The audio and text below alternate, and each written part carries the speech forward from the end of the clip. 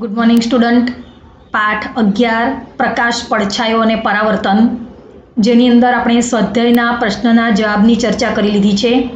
સાથે સાથે તમને પેરિસ્કોપ કેવી રીતે બનાવવામાં આવે છે તેનો વિડીયો પણ મેં તમને ખાસ એટલા માટે મૂકેલો હતો કે 7મા ધોરણની અંદર એ પેરિસ્કોપની રચના અને કેલિડોસ્કોપ એ પ્રકાશવાળા પાઠની અંદર ફરી પાછું આવશે, એટલા માટે જ એ વિડીયો મૂકેલો છે. બીજી એક વાત વિદ્યાર્થી મિત્રો કે જાન્યુઆરી એન્ડની અંદર આપણી વિજ્ઞાનની પરીક્ષા છે 25 માર્કની. તો તમારે આ 11મા પાઠના સ્વાધ્યાયના અને વધારાના પ્રશ્નના જવાબ નોટની અંદર લખવાના છે, કારણ કે આ પાઠ પરીક્ષાની અંદર છે. તો તમે લખેલો હશે તો વાંચવા માટે તમને સરળતા રહેશે. તો વાત કરીએ આપણે વધારાના પ્રશ્નના જવાબની અંદર. એક વાક્યમાં પ્રશ્નના જવાબ આપો. એક વાક્યમાં પ્રશ્નના જવાબની અંદર ઘણી વખત વિકલ્પમાં કે ખાલી જગ્યામાં અથવા તો ખરા ખોટામાં પણ પૂછાઈ શકે એવા જ એક વાક્યમાં પ્રશ્નના જવાબ લીધેલા છે. જેમાં પહેલો પ્રશ્ન છે, પ્રકાશિત પદાર્થો કોને કહેવાય? તો જે પદાર્થો પ્રકાશ ઉત્પન્ન કરે અથવા તો પ્રકાશનું ઉત્સર્જન કરે છે, ઉત્સર્જન એટલે પ્રકાશ જ્યાંથી નીકળતો હોય તે, એ ઉત્સર્જન કહેવાય. તો જે પદાર્થો પ્રકાશ ઉત્પન્ન કરે છે તેને પ્રકાશિત પદાર્થો કહે છે. પ્રકાશિત પદાર્થોને પ્રકાશના સ્ત્રોત અથવા તો પ્રકાશના ઉદ્ગમ સ્થાન પણ કહેવાય છે. ઉદ્ગમ સ્થાન એટલે ત્યાંથી પ્રકાશનું નીકળવું, તો એનું ઉદ્ગમ સ્થાન થશે. બીજો પ્રશ્ન છે, પ્રકાશના સ્ત્રોતના 2 પ્રકાર જણાવો. તો પ્રકાશના સ્ત્રોત જે છે એના મુખ્યત્વે 2 પ્રકાર છે. પ્રકાશના કુદરતી સ્ત્રોત એટલે કે કુદરતમાંથી મળતા પ્રકાશના સ્ત્રોત, અને બીજું છે કૃત્રિમ સ્ત્રોત. હવે પ્રકાશના કુદરતી સ્ત્રોતો કોને કહેવાય? તો જે કુદરતી પદાર્થમાંથી પ્રકાશ મળે છે અથવા ઉત્પન્ન થાય છે અથવા ઉત્સર્જન થાય છે એ પ્રકાશના કુદરતી સ્ત્રોત કહેવાય છે. દાખલા તરીકે સૂર્ય. સૂર્ય એ પ્રકાશનું કુદરતી ઉદ્ગમ સ્થાન છે. એ કુદરતમાંથી આપણને મળતો પ્રકાશ છે. એટલા માટે પ્રકાશનું કુદરતી સ્ત્રોતની અંદર સૂર્ય આવશે, તારા આવશે અને આજ્ઞો. આ 3 એ પ્રકાશના કુદરતી સ્ત્રોત છે. પ્રકાશના કુદરતી સ્ત્રોતના 3 ઉદાહરણ, જેમાં આગળ આપણે વાત કરી તેમ સૂર્ય, તારા અને આજ્ઞો. 5મો પ્રશ્ન છે, પ્રકાશ ક્યારે અવરોધાય છે? તો પ્રકાશના માર્ગમાં જ્યારે કોઈ અપારદર્શક વસ્તુ આવી જાય ત્યારે પ્રકાશ ત્યાંથી આગળ જઈ શકતો નથી અને પ્રકાશ અવરોધાય છે. પેલા 3 પુઠ્ઠાળો પ્રયોગ યાદ કરો, 1, 2 ને 3 પુઠ્ઠા, અને વચ્ચે કાણું પાડીને મીણબત્તીની જ્યોત જોવા પ્રયત્ન કરેલો. પુઠ્ઠું સહેજ આડું ખસેડી દીધું તો પ્રકાશના માર્ગમાં અપારદર્શક પદાર્થ આવી ગયો, એટલે પ્રકાશ આપણને આગળ વધતો શું થઈ ગયો? અટકી ગયો, એટલે દેખાયો નહીં. પડછાયાને કારણે બનતી મહત્વની ખગોળીય ઘટનાઓ જણાવો. પડછાયો જે છે એ પડછાયો પ્રકાશના માર્ગમાં કોઈ અપારદર્શક વસ્તુ આવી જાય તો પડછાયો રચાય છે. તો ખગોળીય ઘટનાઓ કઈ બને છે? તો સૂર્યગ્રહણ અને ચંદ્રગ્રહણ એ પડછાયાને કારણે બનતી મહત્વની ખગોળીય ઘટના છે. પડછાયો હંમેશા પડદા પર મેળવી શકાય છે. અહીં પડદા તરીકે શું હોઈ શકે? તો પડદા તરીકે કોઈ પણ વસ્તુ હોઈ શકે.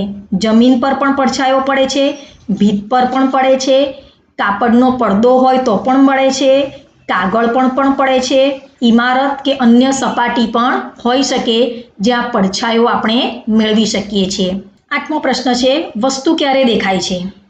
વસ્તુ પર પડતો પ્રકાશ પરાવર્તન પામીને આપણી આંખમાં દાખલ થાય તો વસ્તુ આપણને દેખાય છે.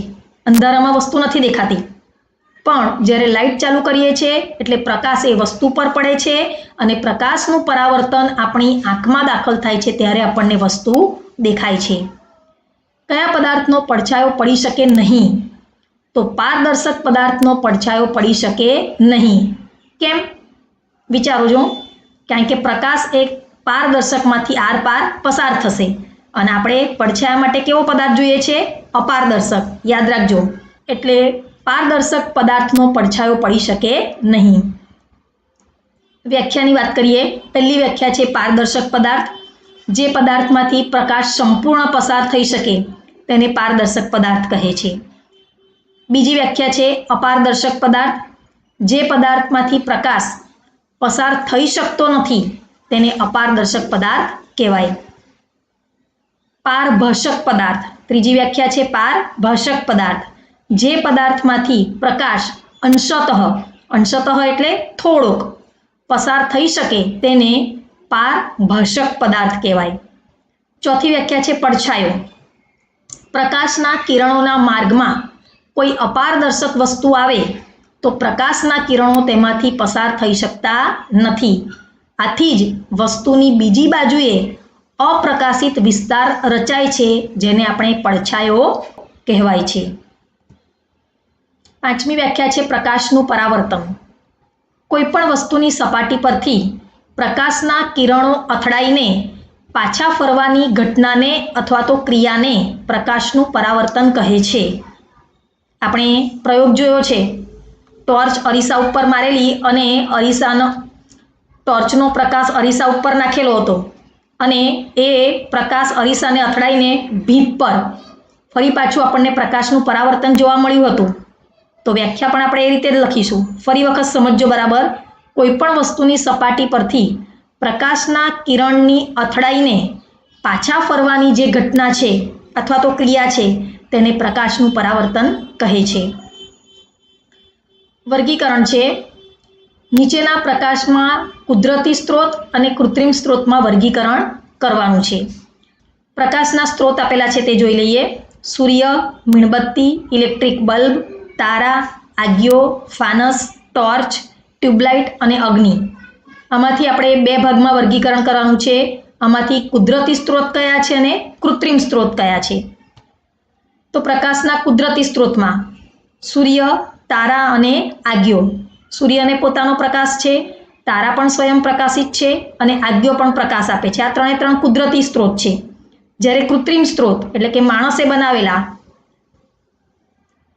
જેની અંદર મીણબત્તી છે, ઇલેક્ટ્રિક બલ્બ છે, ફાનસ, ટોર્ચ, ટ્યુબલાઇટ અને અગ્નિ, આ આપણા કૃત્રિમ સ્ત્રોત છે. આ પ્રકાશના કૃત્રિમ સ્ત્રોત છે.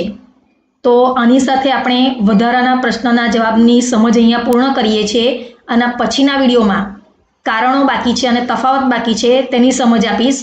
આ પ્રશ્નના જવાબ તમારે નોટમાં લખી નાખવાના છે. ફરી વખત કહું છું, જાન્યુઆરીના એન્ડમાં આપણી વિજ્ઞાનની પરીક્ષા આવે છે. તો તમને વાંચવા માટે પ્રશ્નના જવાબ નોટમાં લખેલા હશે તો તમે વાંચી શકશો.